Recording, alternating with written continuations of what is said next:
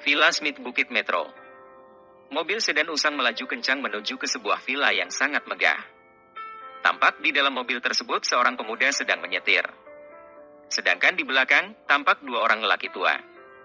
Namun yang seorang lagi kelihatan sangat lemah. Begitu mobil itu berhenti di depan villa tersebut, tampak lelaki tua kira-kira sebaya dengan lelaki di dalam mobil tadi segera berjalan keluar dari gerbang pagar menyambut kedatangan mobil sedan tersebut. Bocah nakal Aaron Patrick. Hahaha, selamat datang sahabatku. Kata lelaki tua itu sambil tersenyum bahagia. Hahaha, bocah suci Leon Smith, maaf jika kedatanganku ini akan membuatmu susah. Kata lelaki tua itu sebaik saja keluar dari mobil. Ah, tidak ada yang akan kau susahkan. Aku justru sangat senang melihat MU baik-baik saja. Terima kasih Leon. Oh ya, ini adalah Ivan cucuku. Kata Tuan Aaron Patrick memperkenalkan cucunya kepada Leon Smith. Ivan mengucapkan salam kepada kakek Smith. Kata Ivan sambil membungkuk memberi hormat. Wah, cucu MU sangat tampan bocah nakal. Apakah ini yang dikirim oleh Robin ke Star Hill? Tanya Tuan Smith. Benar. Tapi aku telah menyuruh James agar memberitahu kepada cucuku ini untuk beracting. Dengan begitu barulah bisa mencari bantuan. Beruntung cucu MU memiliki hati dan budi pekerti yang baik. Jika tidak, mungkin sampai mati aku akan tetap di ruang tahanan itu. Kata Tuan Patrick. Ah, aku sampai lupa. Ayo mari kita masuk dulu. Kau pasti sangat lelah. Kata Tuan Smith sambil mempersilahkan tamunya untuk masuk. Aaron, setelah ini, apa rencana MU selanjutnya? Tanya Tuan Smith. Rencanaku sederhana saja. Aku ingin memulihkan keadaan keluarga Patrick yang porak-poranda oleh ulah anak berhati iblis itu. Membenahi keadaan perusahaan yang kacau balau. Kata Tuan Patrick. Jika kau butuh dana, kau tinggal sebut saja Aaron. Aku akan membantu MU. Kata Tuan Smith. Hahaha. Apa kau kira bahwa aku telah jatuh miskin bocah suci?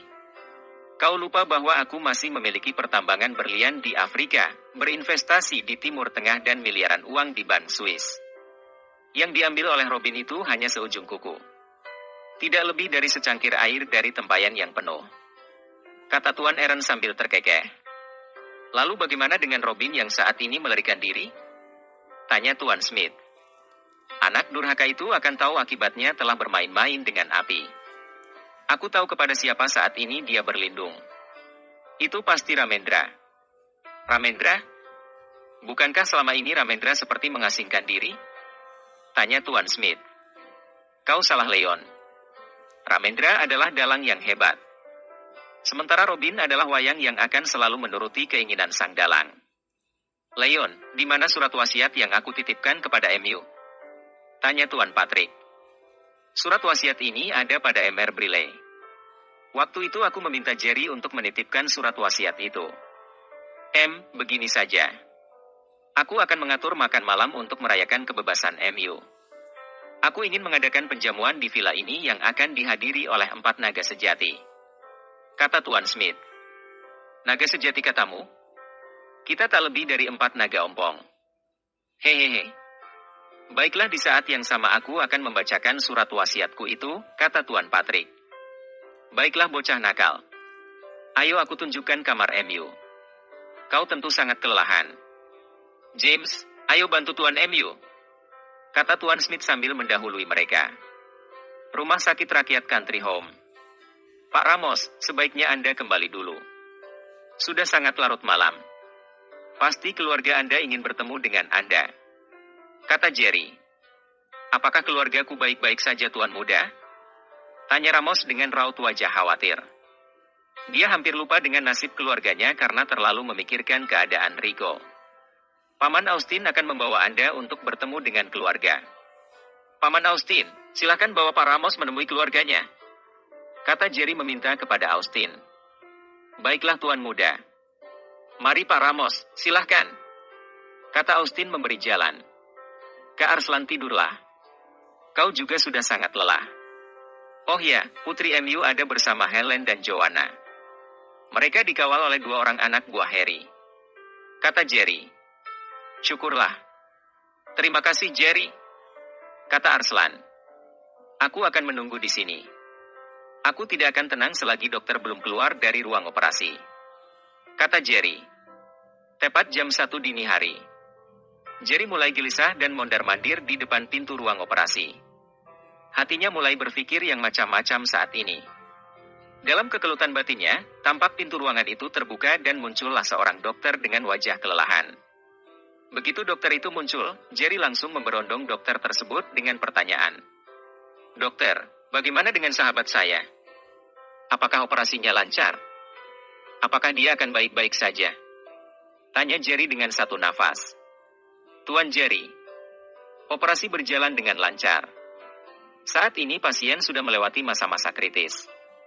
Kata dokter tersebut sambil menarik nafas panjang. Tampak dari wajahnya bahwa dia juga merasa sangat bersyukur dengan kesuksesan operasi yang dilakukannya bersama dengan tim. Syukurlah. Terima kasih dokter. Terima kasih banyak-banyak. Kata Jerry tanpa bisa menyembunyikan kegembiraannya. Tuan O'Berry yang kala itu sudah tidur-tidur ayam segera terjaga dan berulang kali mengucapkan puji syukur.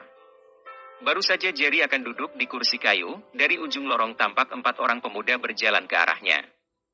Daniel, Ryan, David dan Kevin. Bagaimana keadaan di luar? Tanya Jerry. Keadaan di luar sudah terkendali. Pihak pemadam kebakaran tidak bisa menyelamatkan kantor arsen. Mereka hanya berjaga-jaga agar api tidak merembet ke rumah penduduk.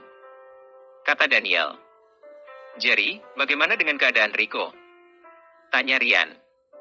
Baru saja dokter mengatakan bahwa operasi berjalan dengan lancar. Mungkin sebentar lagi Rico akan dipindahkan dari ruang operasi. Kata Jerry. Oh, syukurlah. Kau istirahatlah Jerry. Biar kami yang gantian berjaga. Kata Ryan. Dia benar-benar tidak tega melihat keadaan Jerry yang terlihat sangat kuyup itu. Aku tidak bisa. Hatiku tidak akan tenang sebelum melihat seperti apa keadaan Rico. Kata Jerry. Baik. Kita sama-sama akan menunggu di sini. Kata Ryan mengalah. Tak lama setelah itu tampak asisten dokter keluar dari ruangan operasi untuk memindahkan Rico dari ruangan tersebut. Melihat keadaan Rico, mereka berempat merasa lega dalam hati. Ternyata Rico baik-baik saja. Anda susah melihat keadaan Rico, tuan muda.